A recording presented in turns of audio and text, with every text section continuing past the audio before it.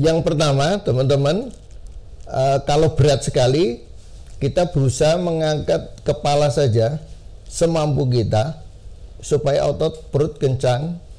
Kalau bisa disertai napas itu yang lebih bagus. Contoh, misalnya kayak gini, kita angkat, ambil napas, tahan,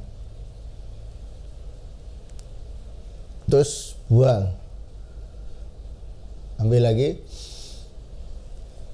Nah, pastikan ini kencang, terus buang. Kalau kemudian sudah mulai bagus, sudah mulai ringan, longgar di sini, kita naik lebih tinggi lagi. Tahan, ini sampai bergetar, terus buang, ambil lagi.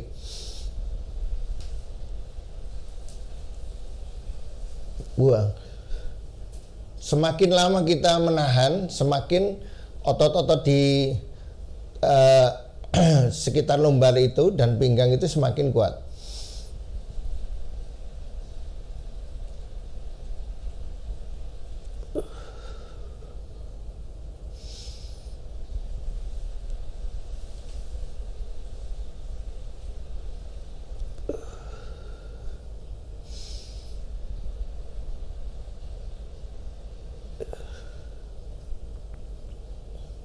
Itu yang pertama.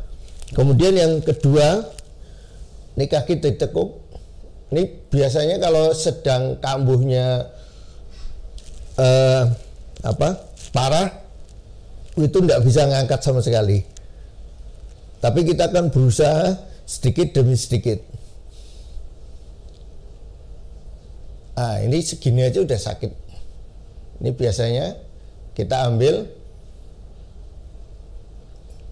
ambil napas, tahan dulu, jangan diangkat dulu.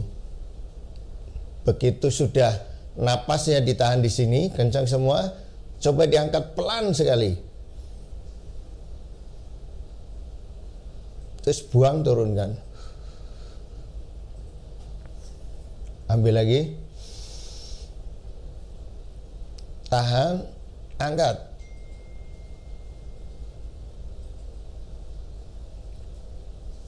Buang.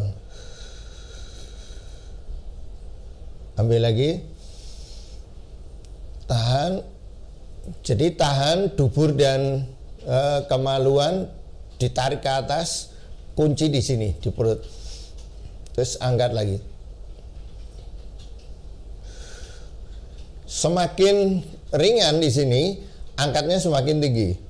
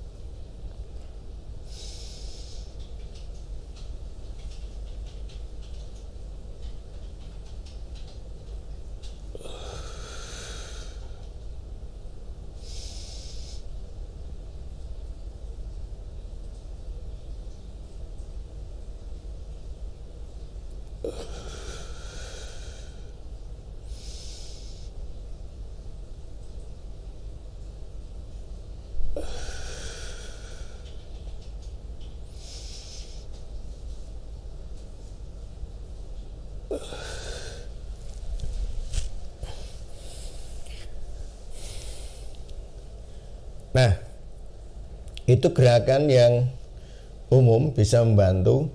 Memang pada ketika kita sedang kambuh sakitnya luar biasa, sama sekali nggak bisa ngangkat. Gerak batuk sedikit sakit itu. Itu waktu itu saya sampai nggak bisa jalan.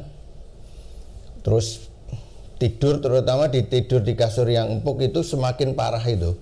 Biasanya harus rata, lebih keras, itu baru bisa. Tapi ketika kita tidak menggunakan napas itu sembuhnya waktu itu bisa setengah bulan.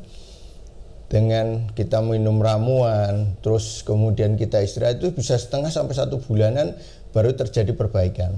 Tapi dengan pernapasan, saat itu saya nggak bisa gerak malam, metode ini saya temukan ketika subuh, jam 3 malam, karena nggak bisa tidur, sakit, ya saya gunakan untuk sholat. Sambil sholat itu aja ruku, posisi duduk yang salah, waduh itu udah bisa langsung berdiri dengan kesakitan yang luar biasa. Ini sudah ringan nih.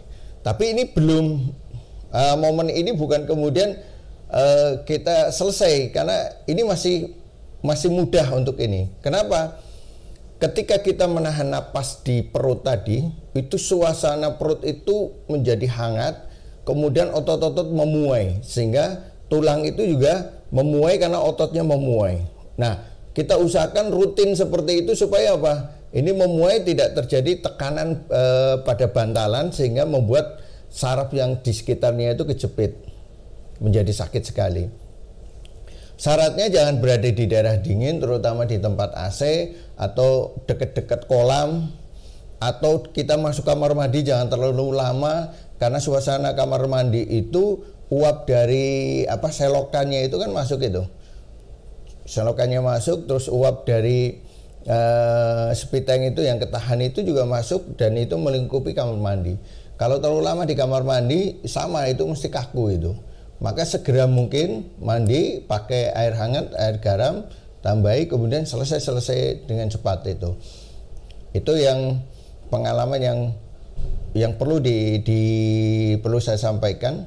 Nah, kemudian ketika kita sudah mulai longgar kayak gini, terus berdiri, biasanya dengan cepat kita bisa loncat-loncat dan sebagainya, bisa dengan baik. Tapi waktu itu ketika saya kena, kemudian besoknya saya bisa ngajar, bisa loncat-loncat, bisa jalan cepat itu, naik kendaraan bisa dan sebagainya.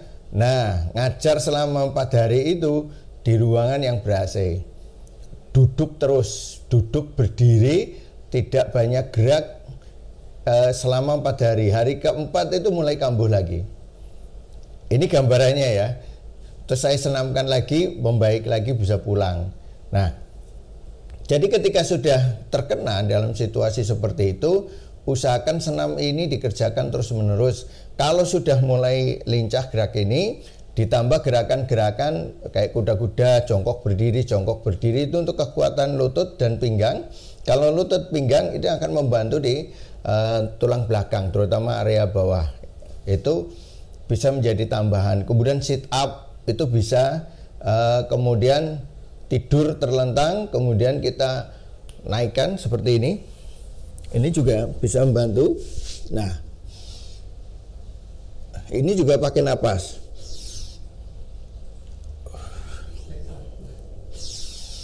Nah, ketika masih sakit, ini pakai bantuan tangan. Tapi kalau sudah nggak sakit, bisa tanpa bantuan tangan. Tangan di belakang bisa. Nah, itu posisinya menunjukkan bahwa kita kondisinya sudah mulai fit. Nah, ini mungkin teman-teman yang bisa kita bagikan itu ketika menghadapi ini sebenarnya ingin kita sampaikan berapa waktu lama, tapi saya butuh data untuk memperkuat apa yang terjadi dan menganalisanya untuk bisa membantu, karena rata-rata hampir sebagian besar yang kita temui orang HMP itu disebabkan karena defisien.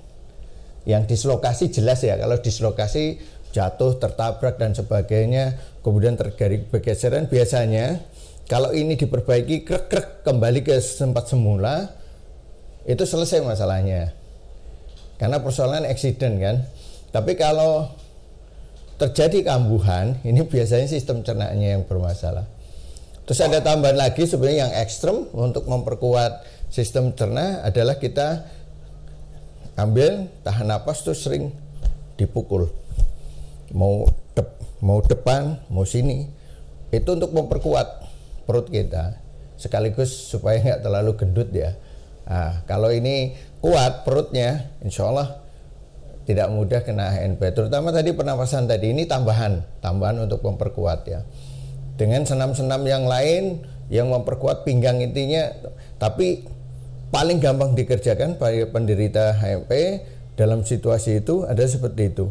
Sakit memang sakit luar biasa, tapi ketika Anda menahan napas, kemudian buang pelan-pelan, ditahan rasa sakitnya, kuatkan mental, itu cepat redanya. Kenapa? Itu daerah otot sekitarnya itu ketika energi itu dikumpulkan di sana, kemudian dia memenuhi otot-otot itu kan mengembang dengan cepat. Oksigen akan masuk ke sana, nutrisi akan masuk ke sana, energi akan masuk ke sana supaya dia otot-ototnya jadi kuat, sehingga tulang-tulang yang tadinya berdempetan bisa menjadi lebih longgar. Itu kecepatan menghilangkan rasa sakitnya luar biasa. Istilahnya, saya sakit tidak bisa bergerak, ketika saya gunakan itu nggak pakai setengah jam, 15 menit itu saya bisa berdiri, bisa bergerak. Nah, ketika sudah terbebas itu, maka dilanjut dengan perawatan. Tidak boleh diam. Kalau diam, terus makan yang dilanggar mesti kena lagi. Itu. Tadi saya coba sudah enakan, agak enakan, saya buat napas. Saya makan apa? Jagung. Jagung itu lembab dingin. Saya coba jagung pengaruh nggak? Kalau buah saya udah nggak berani, saya udah stop itu. Terus begitu jagung makan sama kambuh lagi, sampai saya tiduran lagi. Wah, ini kambuh lagi karena jagung. Jadi Anda harus tahu makanan-makanan lembab dingin apa yang mempengaruhinya, terutama pada musim berangin, pada musim hujan, kemudian pada musim peralihan. Ini dicatat itu. Terus kondisi sangat lelah, ketika Anda sangat lelah, jangan makan buah, daging. Daging sama nasi, tapi dagingnya yang banyak kalau sedang lelah. Supaya apa? Terjadi pemulihan energi yang lebih besar. Kemudian herba yang kalau Anda ingin herba membantu, daerah tulang belakang sini digosok dengan minyak yang hangat. Jangan minyak yang dingin, minyak yang hangat. Kemudian yang herbanya, semua herbanya hangat, tidak boleh herba yang dingin. Nah, nanti ketika masalahnya adalah pengaruh dari cuaca, maka herba untuk mengusir lembab dingin di area luar eksternal itu harus diminum. Insya Allah itu teman-teman yang bisa saya sampaikan. Mudah-mudahan kita ketemu lagi di video yang lain untuk kita memberikan informasi yang mudah-mudahan bermanfaat supaya bisa menyelesaikan persoalan yang ada di sekitar kita. Insyaallah demikian. Assalamualaikum warahmatullahi wabarakatuh.